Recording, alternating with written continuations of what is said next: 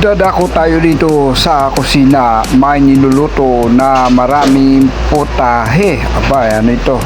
Uy, beef. Baka yan, baka. Okay, ito. Mga sangkap. Yun, may gulay. Pangan yan. Di akong kamali ay ano yun, sapchoy. Yan, ito pa, dito pa, ayan, no, nakalatag pa ang mga lulutuin. Okay, natin dito, meron pa rito. Uy, ayun, dito meron pa. Okay na okay sa alright. Ayan, pansit naman dito, pansit. Tsaka ano pa dito? Natin dito. Uy, chicken yata to. Oo nga, chicken curry. Ito ano to, kanong hula ko dyan, spaghetti yan. Okay na okay sa alright. Ayan, no, tingnan natin dito sa labas. Ano naman meron dito sa labas? Ayan.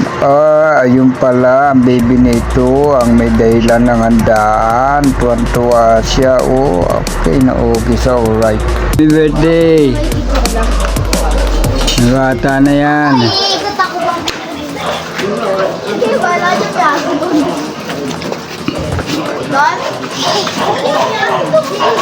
Birthday mo? Birthday mo? Birthday mo? Ay, birthday ni Herdy. Oy, birthday ni Herdy. Birthday ng bata na yan.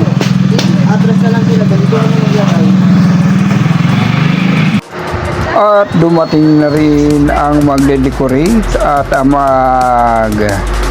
papalobo ng mga lobo na yan para sa decoration. Okay na okay sa alright. Naka-ready na ang mga upuan, pati ang mga lobo. May pagkatapos niya na ang lamesa naman. Okay na okay sa alright. Ayan siya. Okay, paano pa lobo? Ayun, okay, automatic. At dito nga ay nagkaroon ng pagbiyahe sa Tukawit for child dedication ceremonial. May konting umaten para sa witnessing. Ayan po sila. Okay na okay sa alright. Okay. At child ceremonial lead by pastor. Ayan, si pastor ang siyang nag-lead. Okay. Ayun. Dito na tayo ngayon.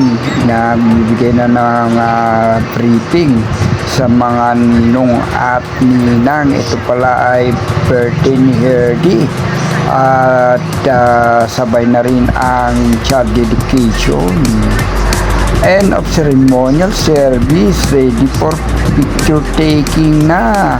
Okay na okay sa alright. Pagkatapos ito ay muling pabalik sa tansa.